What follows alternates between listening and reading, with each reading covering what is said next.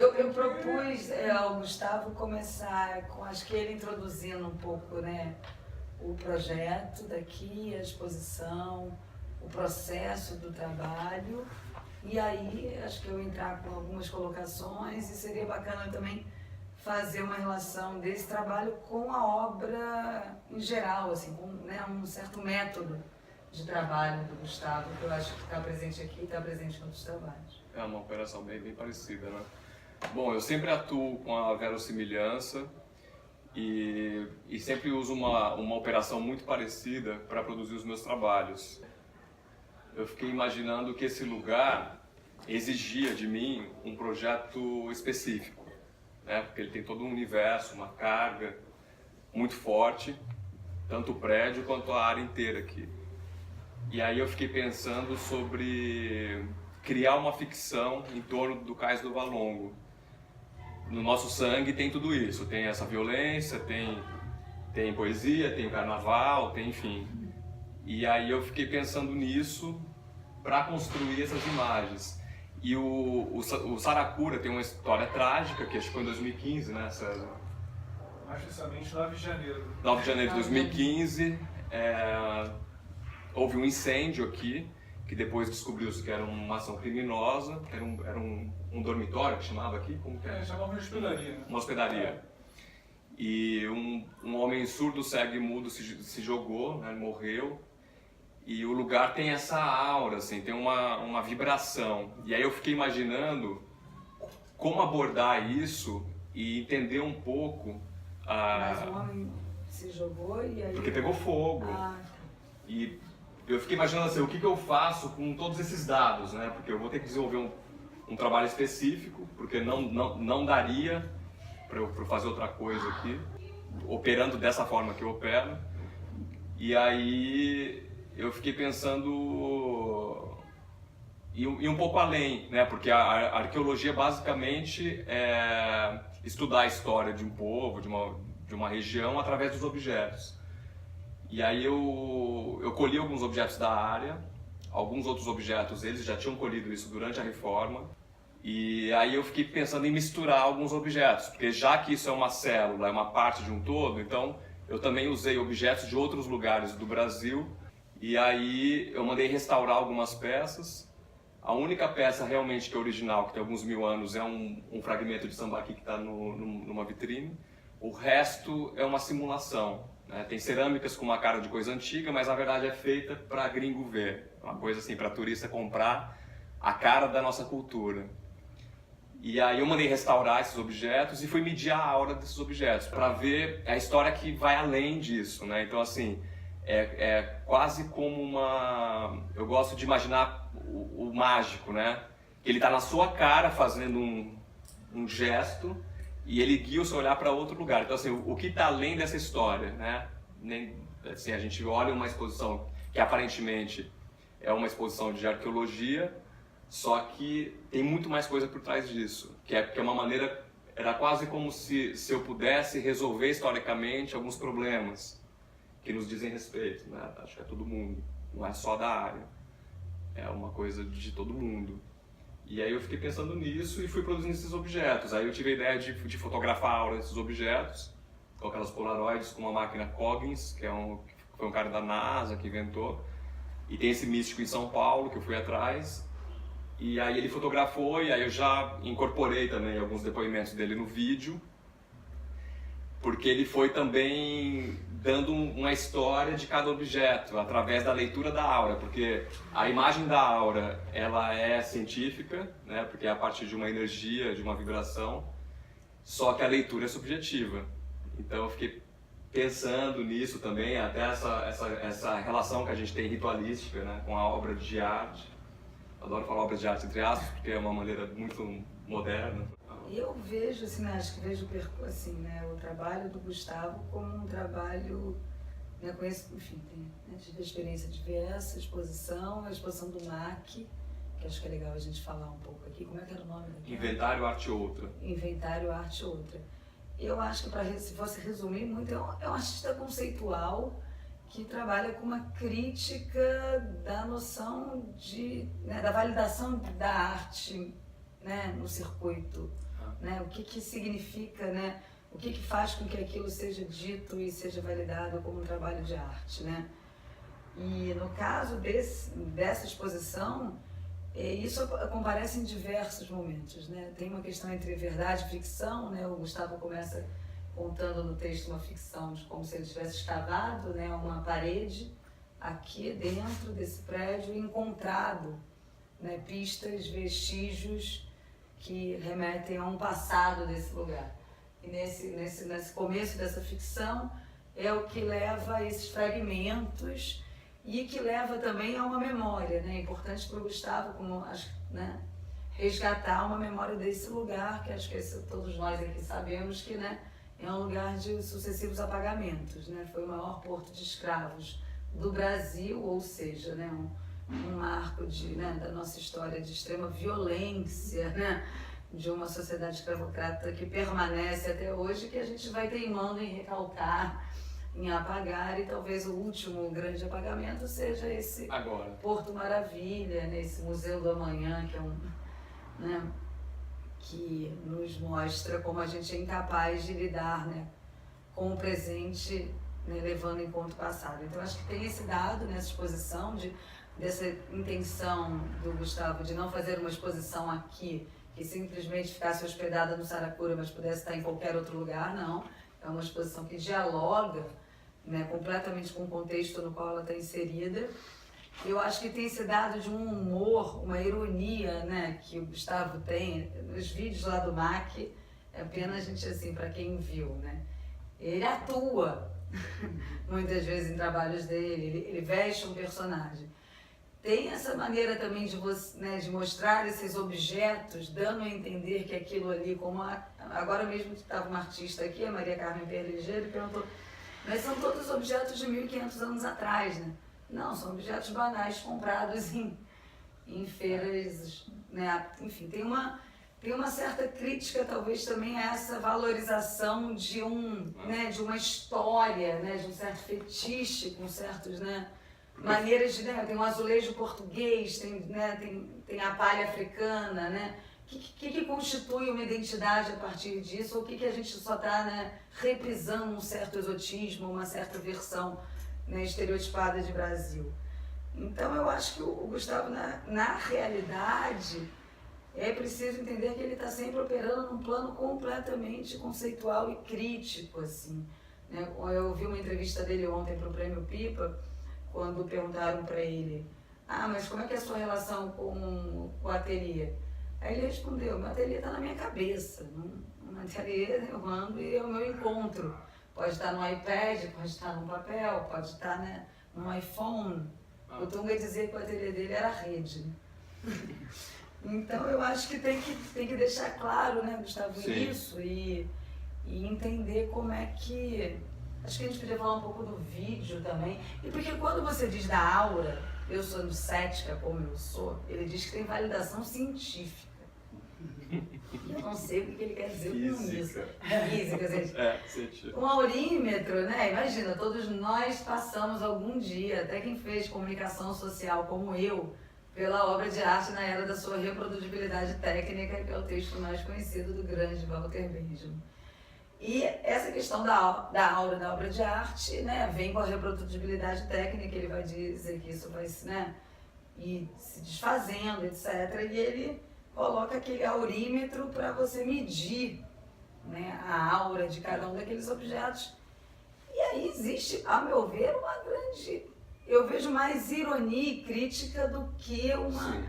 Então, o que né, faz você repensar duas vezes o seu olhar e a sua relação com a história e com o objeto de arte a partir do momento que ele está inserido em um determinado contexto que imediatamente o legitima, né?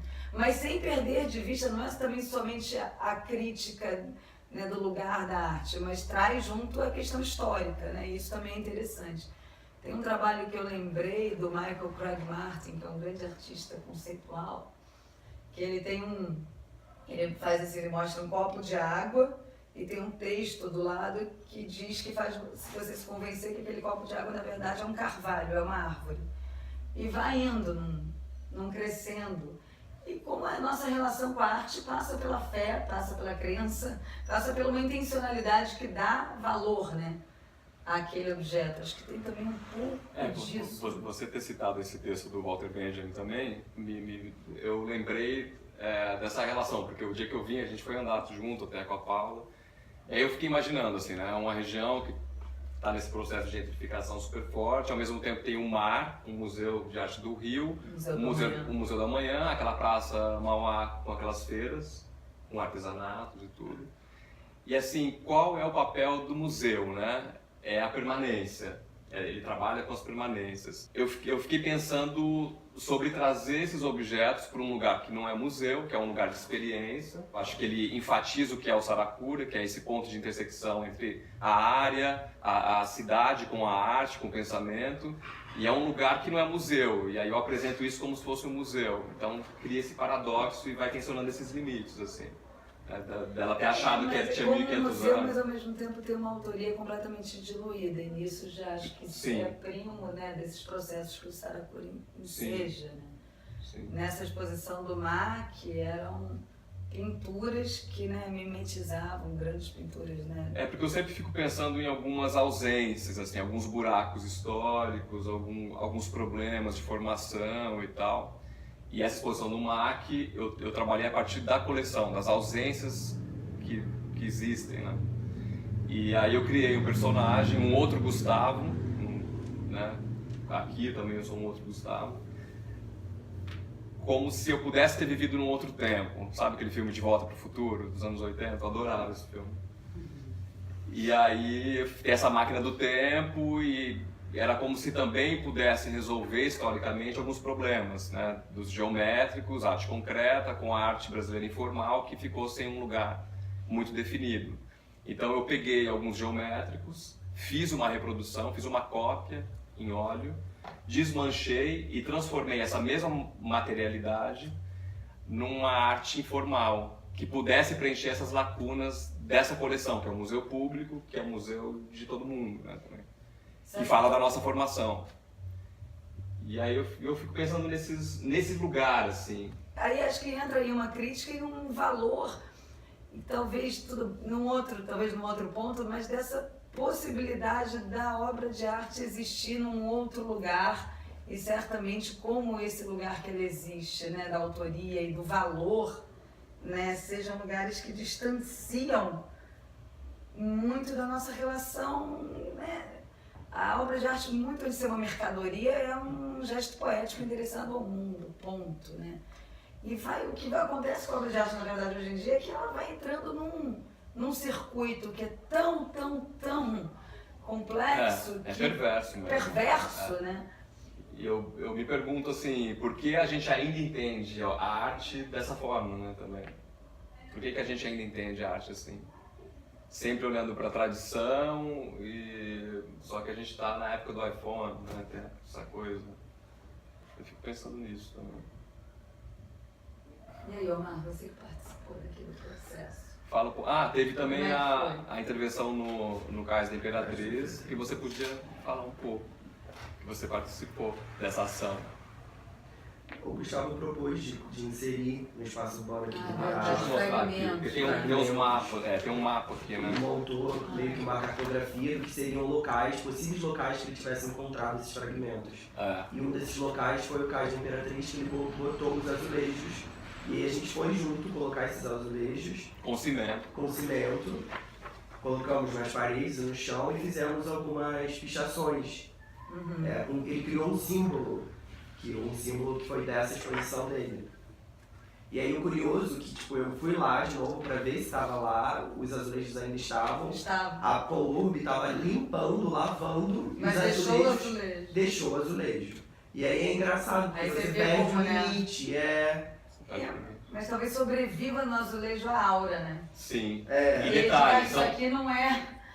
Não, e os azulejos são réplicas de azulejos portugueses. São Então também... Tem essa sobreposição, né? Que essa coisa, de fato, essa informação truncada, assim.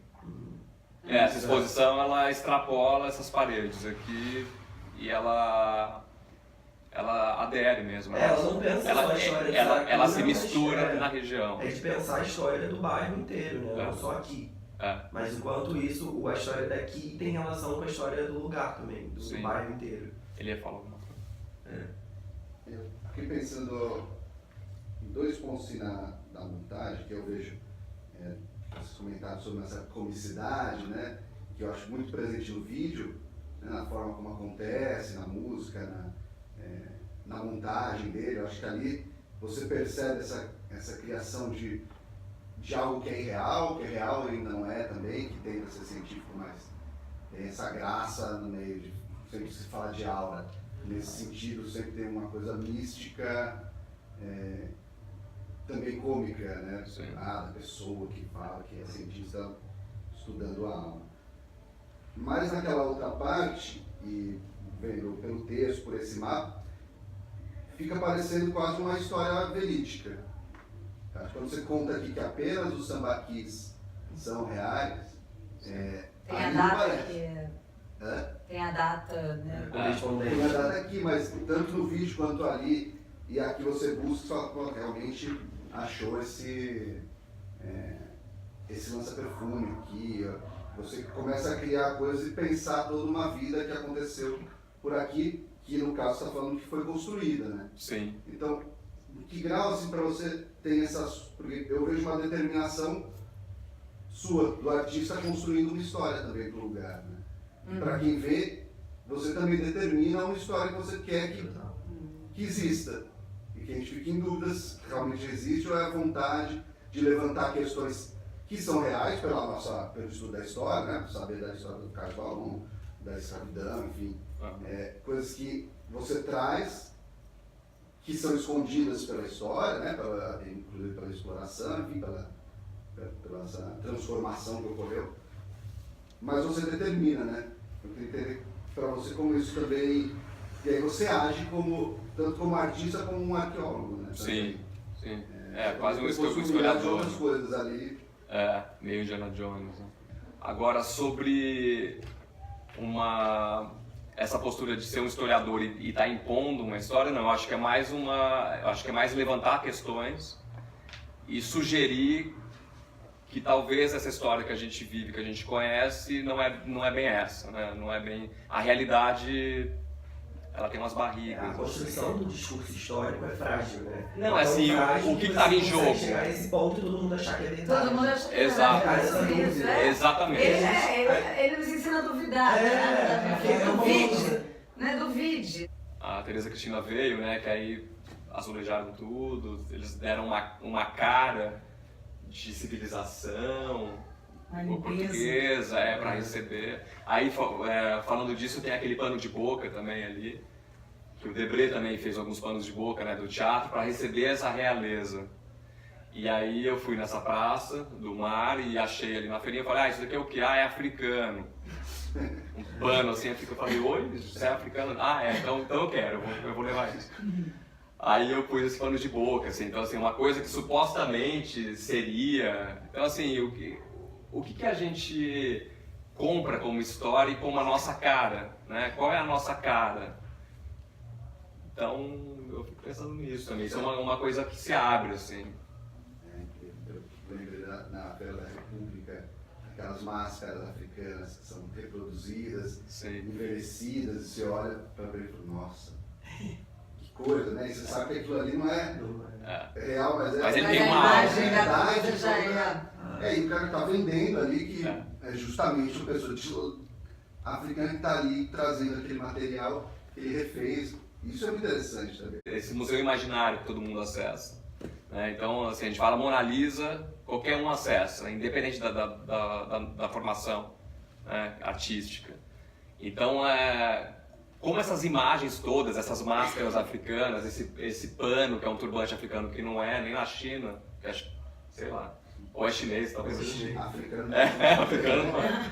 Então, assim, até que ponto... tão cristalizado. Exatamente. E a gente ainda se coloca nesse lugar, né, do exótico, a nossa cara é essa, o sistema te força a isso, né? 500 anos a gente ainda se põe nesse lugar, assim, nessa prateleira. Eu fico pensando se a gente de repente não tem outras chaves de entrada, né? Uma atualização disso tudo, do próprio sistema, não só das artes, mas enfim.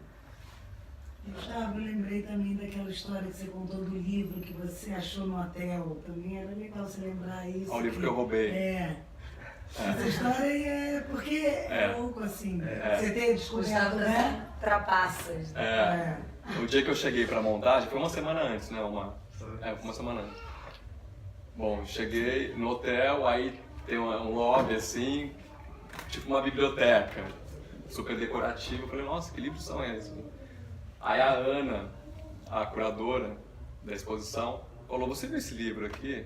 Eu falei, isso é uma coisa decorativa. Ela, não, peraí, a gente pegou o livro, era uma edição original do Debré e nunca tinha sido lido, porque as páginas todas elas fechadas, né, que os livros a gente tinha que abrir com uma faca, sei lá. Então assim, um livro que atravessou esse tempo todo fechado, ele nunca foi lido e estava ali disponível, ninguém leu. Aí eu fui olhar. E aí tinha uma página que, enfim, que me levou para esse vasinho de flor, tem aqui essas flores de plástico e tal, que é sobre a educação das mulheres, né, que o Debré foi observando e pesquisando, de que, bom, uma coisa clichê de se falar, mas enfim, com toda a repressão, elas não podiam estudar, não tinha informação, mas tem esse dado da humanidade, da liberdade, que fala mais alto. Elas foram criando códigos de comunicação entre elas e entre os amantes e tudo, através de flores, através desses buquês com cores. Por exemplo, a lavanda seca, acho que era ódio, a lavanda fresca é amor, enfim, vermelho é paixão. E aí elas iam se comunicando através dessas flores. Aí eu fiquei pensando, eu falei, não só as flores falam também desse dado, né, histórico, mas também falam de um gosto. E aí eu falei, vou fazer isso com plástico. Mas eu gosto de imaginar sempre também, criar sempre um universo para dar conta de um recorte, como nos outros trabalhos. Então, se a pessoa quiser abrir a gaveta e ler aquilo e fazer outras Mas talvez pudesse estar um ligações, pouco mais próximo, né? mas ele também ficaria muito literal, né? Não sei. Eu gosto de imaginar esse mistério também, essa coisa de dar um pouco espaço também para o observador ir até onde ele quer e também criar a sua versão, né, dessa história que foi proposta aqui. E eu acho, como voltando no início, como eu acho que você é um artista que opera nisso, com operações conceituais, sobretudo, eu acho que essa amizade com o texto pode estar presente de uma maneira um pouco mais forte. Entendi. Na exposição, entendeu? Porque as coisas não se resolvem na pura visualidade do seu trabalho, porque não é isso. Não é ali que ele está. Não é. No início do texto, quando você com uma obsessão golpeou a parede, É ficção. eu acho isso muito forte, assim, nessa leitura de um texto que não entrega o texto e te põe... Sim, mas Sim, eu sim, acho sim. que tem uma ideia Existe uma coautoria, Uma de coautoria, várias né? conversas, e que eu acho que também é um assunto que sempre aparece. Né?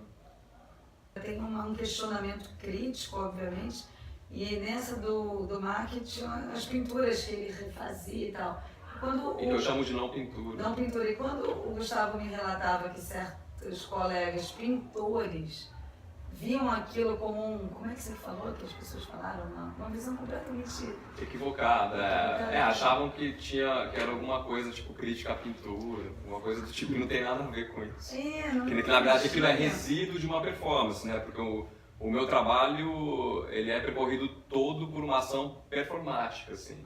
Então ele está num outro lugar. Então isso que a gente vê aqui são chaves e resíduos para entrar nisso que a gente está falando aqui, nesse outro lugar, nessa história que você ficou pensando. E tem tanto uma crítica aqui nesse O trabalho caso, é a esse. história, né, a história nesse sentido do valongo, do recalque e dos apagamentos, e ali também é uma história da arte que também com seus apagamentos, né? Tem essa irmandade de sim. Né, reescrever a história com esse método, né? Seja aqui, seja lá, né?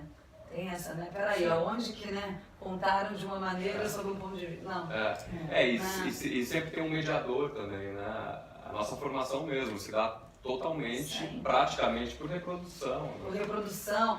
Ele fala muito isso, a coisa dos livros, né? A gente cresce vendo obra de arte já é reprodução, então né, que relação Aquilo é é essa com o tinta sobre original, papel. né? É. Então aquilo não é experiência, né? De fato, aquilo é uma outra coisa. Aquilo é o folder, é o outro lugar. Mas não é a experiência de ver uma pintura ou de ver uma escultura, ou enfim. Está num outro lugar o tempo todo, né? A gente está atravessado por essas imagens que são reproduzidas milhares de vezes. Mas aí, E a cada reprodução, a mas cada ao invés de repetição. desfazer esse lugar e dar a esse lugar o estatuto de uma outra tipo de Sim, experiência. sim. Fazer uma outra história com esses vestígios, que são vestígios, né, próximos. São vestígios mesmo. Falam bem, uma boa palavra essa. Uma outra coisa que talvez você não tenha falado tanto é da montagem, assim, lembra que você contou o trabalho? Foi que muito te deu? difícil. O quanto foi difícil esse processo para você, o quanto te demandou e o volume de coisas que você teve para chegar nisso. Eu achei legal. Sim. Você O que tá aqui é um verdade, recorte. eu estive na casa do Gustavo antes da exposição e era um universo. A casa dele é abarrotada desses fragmentos, ele é muito obsessivo. E aí a gente ficava lá medindo a áurea de tudo. Calma, eu sou um sucesso, você acredita Grécia, Platão, mas enfim, Mas eu também. entendeu? Eu também assim, sou. Psicanálise, Esse é o ponto. jogo também. É legal você falar desse processo seu, que eu acho que Eu é também sou parte. super cético, mas tem esse. Eu sei que não é nem por isso, Sim. não é misticismo que tem em jogo, mas conta um pouco como eu já Não, mas eu acho que essa relação desse misticismo com a arte, que é a relação que vibra nesse lugar, assim. A gente pega um aurímetro e vê o negócio vibrar, parte de um caco, de uma cerâmica que a gente não sabe de onde é, de que época é, parece que é antiga, mas é de desfaz a agora. hierarquia, né? As coisas possuem o mesmo tempo, a gente Você tem... possui, né? Então, emanadas, né? E aí eu acho que leva para esse lugar mesmo, de... Mas Você responde pega a ela um por que aurímetro. foi tão difícil a montagem. Porque a gente tem que sempre fazer escolhas, né? E cada escolha que a gente faz consiste em escolher também os valores, os critérios daquela peça ou daquele objeto. Como levar aquilo à sua potência máxima. Fazer aquilo de fato existir. Porque tem um dado de ficção super forte, mas é real, tá aqui. É material, inclusive. É um resíduo, é um vestígio, mas ele existe. E ele existe agora dentro de uma leitura de arte. Né? Porque está dentro desse sistema, mesmo sendo um lugar de experimentação e tal. Então, foi muito árduo para chegar nesse ponto, assim, porque a ideia inicial era um projeto bem menor. E eu não consigo fugir de mim. A hora que eu vi, eu já tinha criado todo o universo para dar conta desse recorte, para a coisa funcionar. Esse vídeo já foi para o YouTube, e aí ele tem uma voz em off, assim, no fundo em inglês, aí eu faço uma narração de Oscar, e eu mesmo resolvi fazer a locução disso, e é uma informação também que não leva para lugar algum, mas parece que tem um dado de realidade, aí vem um corte esquisito com uma coisa psicodélica que dá esse tom meio místico.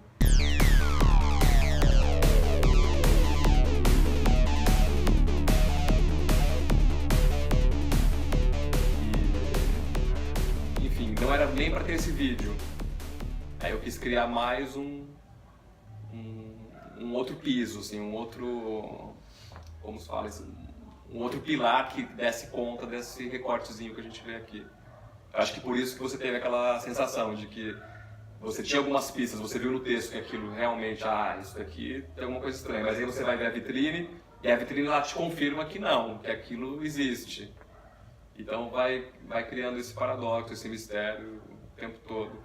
E foi intenso nesse sentido, porque fazer existir uma história através de, sei lá, a gente tem Uma história 30 inventada. peças, uma história inventada. Mas essas 30 peças são um recorte. Eu tive que fazer muito mais para justamente poder fazer isso existir da maneira que está aqui. E extrapolando essas paredes todas, né? Indo para a região, indo para a internet. Aí tem folder que circula também no outro lugar. Ou não também, a pessoa que quiser o que ele falou, quiser, vou fechar. Mas aí, se você olha com mais atenção, tem uns dados ali, que isso também é um trabalho. Né? Tem essa coisa que eu acho muito legal também, uma relação sempre de artista com o curador, que a interlocução também é uma coautoria, também é uma construção, né? Porque não é só fazer o trabalho, você tem que levar esse trabalho a uma potência maior. Eu acho que o papel do curador é importante. Não entender a curadoria como um autor, mas uma relação que também é o que a gente está fazendo aqui. Né? Que é pensar Eu outras... acho que o mais interessante é fazer dessa experiência daqui uma construção que você possa cada vez mais, né, Gustavo? Porque é um trabalho muito corajoso e muito fora do que a gente está acostumado a ver no panorama da produção da arte contemporânea, né? Não está assim, não é? Né? A arte contemporânea tem uma certa bula, né? Vai numa feira de arte, você vê as coisas muito parecidas, não só visualmente, como em temas, né? E o Gustavo é um maluquinho, um outsider que vai lá e, né? Tem questões dele que tá, mas acho que é importante que você encontre esse eixo, esse entendimento desse seu lugar, dessa sua pesquisa, para as coisas ficarem cada vez mais nítidas para você e para quem está acompanhando esse percurso, que tem uma coerência quando você chega mais perto, mas às vezes a princípio pode, né? Nossa, mas e agora? Né? Sobre o que é? Esse disparate todo já é um dado também. Acho que tem que ter isso, porque não é simples ocupar um lugar né, dessa forma. Né? Um não lugar, né? Um não lugar, né? Exatamente. Mas eu acho que essa própria maneira de apresentar um projeto que aparentemente não tem nada a ver com o outro, que não tem nada a ver com o outro, também tem uma destruição assim de gêneros e estilo, que é uma coisa que ainda persiste, de autoria, né? Aquilo ali é Gustavo, aquilo ali é, sei lá, e não, você não consegue ver onde está a minha autoria, mas é bom que à primeira vista. Que o seu trabalho é sobre Exatamente. isso. E não que fique pura dispersão, na Não, verdade. não. Isso é o método, né? O desvio é o método. É. Não é falta de método, é simplesmente porque este é o método. Exatamente. Porque isso também está nessas questões todas. Né? O que mais dá pra gente falar aqui?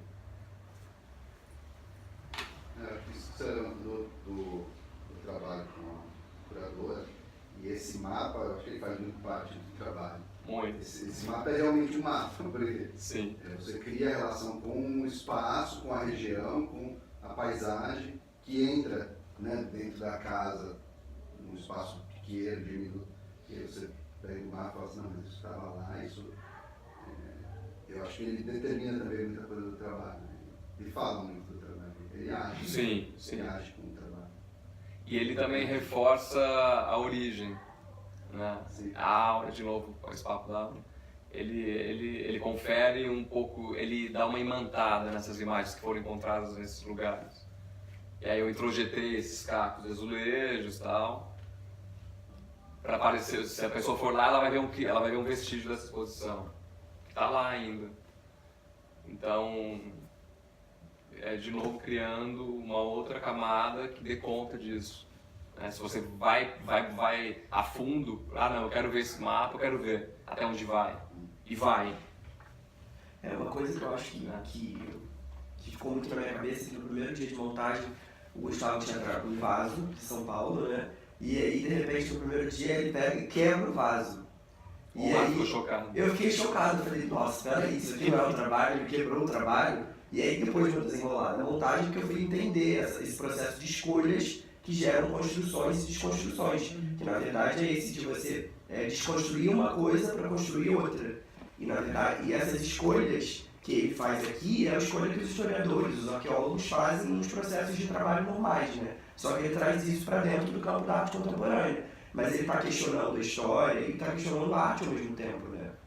Desses critérios que quem estuda arte, tipo críticos, historiadores de arte, vão no meio de uma produção escolher o que é arte, né? Então o trabalho ele cai dentro dessa questão também. Por isso, quando você falou, me chamou também a atenção dessa questão de não entregar ou ser literal demais, porque é a escolha. É uma É escolha. a escolha dele. Mas a partir da destruição, né? Ele já começa Já começa a experimentar trilharia a partir disso, né? A partir da Da desconstrução. desconstrução é que vai formar alguma Alguma através das construção, ruínas. alguma história. E os objetos que estão restaurados, ali na vitrine tem um vaso que está restaurado, que supostamente seria um vaso Maragogipe. Eu dei para uma restauradora esses cacos e falei assim, olha, eu preciso de um laudo técnico disso, de alguns outros objetos, e que você restaure. Ela, mas de onde é esse vaso? Eu falei, se vira. Aí ela foi buscar na história, na realidade, nesses registros históricos, dados que pudessem comprovar a origem daquele vaso. Então ela pegou esse vaso e encaixou numa gaveta da história. E essa analogia com o que é real, eu tenho acompanhado esse processo das obras Porto Maravilha, e essa questão da arqueologia que a gente está sendo conversada agora é muito interessante, porque o próprio cais, eles são descobertas, o próprio IPN, né, descobertas ossadas do cemitério de Pretos Novos, vão sendo descobertas, assim, não planejadas, mas em uma certa medida esperadas, né? Então o cais, ele é muito maior, só que parte dele foi escolhida para ficar à mostra. Outra parte deixou soterrada porque você não pode atrapalhar o sistema viário, você tem interesses financeiros por trás. E um amigo meu que trabalhou nas obras do Porto Maravilha falava que era um terror, porque você começava a abrir as ruas e descobrir uma coisa que parecia histórica. Então o cara da obra esperava chegar à noite, retirava aquilo, para não correr o risco do arqueólogo chegar e falar, não, aqui tem uma área de interesse, vamos abrir, vamos fazer escavação. Uma loucura isso. É uma loucura. Ou seja, até que ponto essa história que é descoberta, é contada, Exatamente. mas não tem precisão que você está falando, como você deu um vaso e falou, ó, descobre que isso vai encaixar. Exatamente. Isso acontece o tempo inteiro. O tempo todo. Então, tem que se duvidar da história que é contada por conta disso. Eu vi uma exposição ano passado e que a exposição era sobre obras de arte desaparecidas e resgatadas. E algumas outras que nunca tinham sido descobertas. E aí, uma exposição histórica em Avignon. E existia uma linha cronológica, eles só foram... isso daqui é... sei lá, escultura grega, isso daqui... Eles foram puxando as gavetinhas e colocando. Mas é um problema isso. Se algumas obras nunca tinham sido vistas, não dá simplesmente para você pôr numa gaveta. A Grécia Antiga Não, era cheia de cor, né? A Grécia Antiga não é essa imagem branca. Eu fiquei muito impressionado com essa exposição, conversa assim. com a Lucrécia. Que tem a ver com essas A Grécia Antiga, cores. essa imagem de, né, brancos e... A Grécia era colorida. Super colorida. Tinham pardos, tinham mulatos, não é nada disso que ficou. O que ficou para a história dessa imagem de Grécia Antiga é completamente o interesse de um certo ponto de vista da história dos vencedores. Aí eu estou com o Benjamin aqui sobre o conceito de história, que é o último grande texto de Benjamin, de 1941, antes do suicídio. E é assim, então essa lida crítica com a história e é sem fim, porque não mudou. Né? Não muda, não deixa de ser assim. O sistema permanece. Né? O sistema permanece e a gente entra nessa roda, né? E vai. Então, eu sou um pouco na contramão disso, sim. Não, e uma coisa que você falou, que na exposição do MAC, o MAC descobriu uma obra sua e aí na hora de botar isso dentro do acervo... virou um problema. Um problema. Virou um problema. Isso até na questão da... Bom, na montagem lá do MAC, vieram as restauradoras para analisar os trabalhos, para ver a maneira que estavam entrando e a hora que saiu a exposição. E aí alguns trabalhos entraram para a coleção, e aí rolou uma discussão. Então, isso daqui é pintura. Eu falei, não, isso não é pintura. Eu passava a mão assim, isso não é pintura, isso daqui é parte de uma performance. Pode passar a mão. Não, mas isso é pintura, isso vai entrar como pintura. Eu falei, não, isso não é pintura. E aí virou uma discussão, e aí eles exigiram que eu deixasse, tipo, escrito, tipo um statement, assim, tipo, o que é esse trabalho, como ele deve ser apresentado, como ele deve ser armazenado, e aí cria-se esse problema de como armazenar a obra de arte, né? como se armazena uma coisa que não é uma pintura, mas é tinta sobre tela. Mas o que define uma pintura é tinta sobre tela? Não. Também é outra coisa. Outras coisas. E, enfim. E o título, só para finalizar? Valongo se escreve... É uma sigla, né? Ele dá a impressão de uma sigla. Sabe esses livros de teses e coisas científicas, assim? E eu tirei as vogais universais, né? Deixei só a última. Então, assim, se escreve VLNGO, mas se fala Valongo. Se escreve Lembra aquela coisa? Se escreve boite, mas se fala boate. Lembra aquela coisa? Tipo isso. Mas é mais nesse sentido, de parecer uma sigla científica. certo, gente? Certo. Obrigada. Obrigado a você. Obrigado. Obrigada. Eu comprei numa feira. Ah, sério? Uhum. Então... Essa é a pergunta. Não, sim, de onde é, né? Se todos Nem eles... você sabe se Nem tem eu. 500 anos. É. Então... Feira onde? Como? Em São Paulo. Essas feiras de antiguidade também, entre aspas. Mas não, mas eles são... É um sambaqui, então ele tem uma data, né? Mínima para virar aquilo. Então, quais são os limites, né? Da arte, quais são os limites, enfim.